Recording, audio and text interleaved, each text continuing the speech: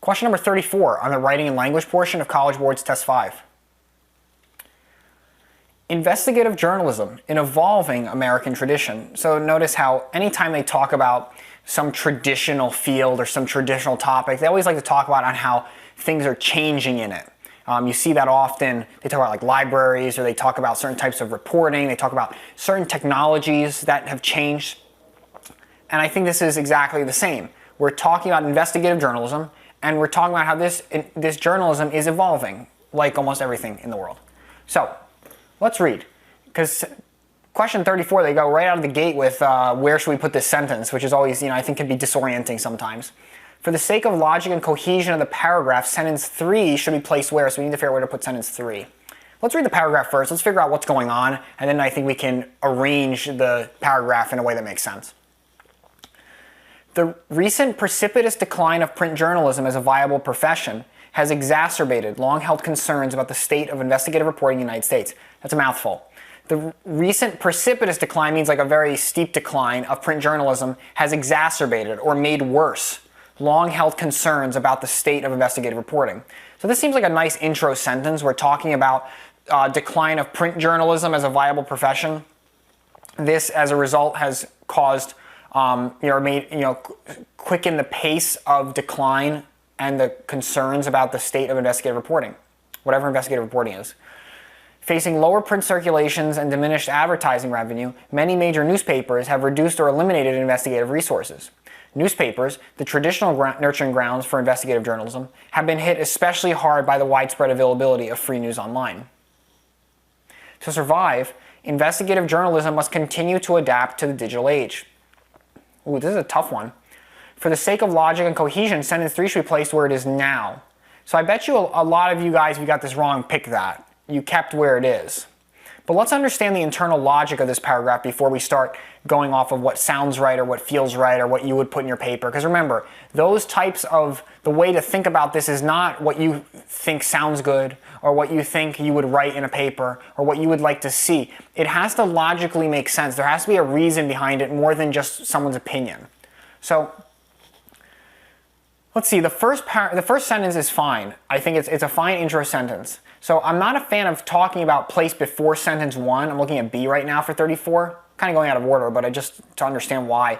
If we put it before, we just start right off the bat. Newspapers, the traditional nurturing ground for investigative journalism. So we're talking about investigative journalism before we even know that there is a precipitous decline in this print journalism and in effect investigative reporting as well.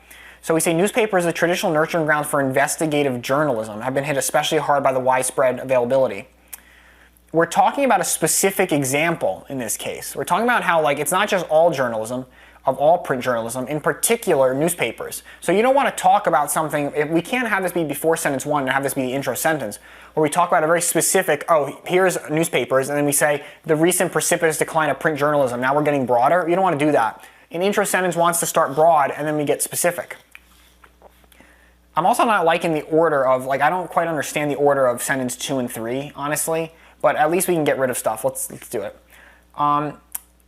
Sentence 3 should be deleted from the paragraph. So if we got rid of it, a lot of you guys might have picked that as well. That's one of those choices where you say out of sight, out of mind. If I get rid of it, then no loss. But here's the thing.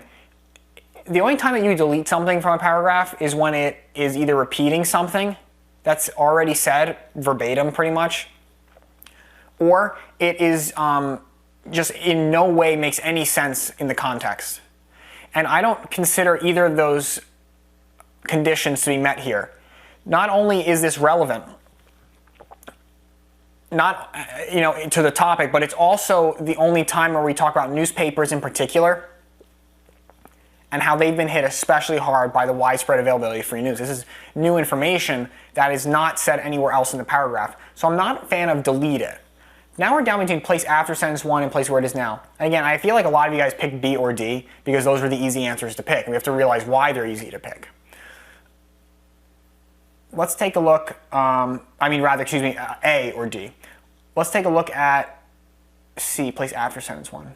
The recent precipitous decline of print journalism as a viable profession has exacerbated long-held concerns about the state of investigative reporting in the United States. Let's try it after. Yeah, let's do it right there. So, precipitous decline of print journalism has exacerbated long-held concerns about the state of investigative reporting. Newspapers, so now we're talking about a specific example of print journalism, so I kind of like that. The traditional nurturing ground for investigative journalism. So now we make a connection between print journalism to newspapers and how we have concerns about investigative reporting because this has to do with investigative journalism.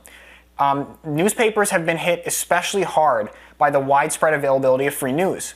Facing lower print circulation and diminished advertising revenue, many major newspapers have reduced or eliminated investigative resources. Very tricky. Realize on how this sentence 3 is a cause to the effect that we find out about in sentence 2. What is the cause of many major newspapers reducing or eliminating investigative resources? Why are they doing it? So that's, again, like that's the effect. That's what we feel at the end of the day. We've fired a bunch of people. Why? Because newspapers have been hit especially hard by the widespread availability of free news. So as a result of the newspapers being hit especially hard, what happens? Many major newspapers have reduced or eliminated investigative resources. That's why the answer for this one is going to be C. It's going to be after sentence 1. We have to put sentence 3 before sentence 2 because sentence 3 is the cause of the effect that we see in sentence 2.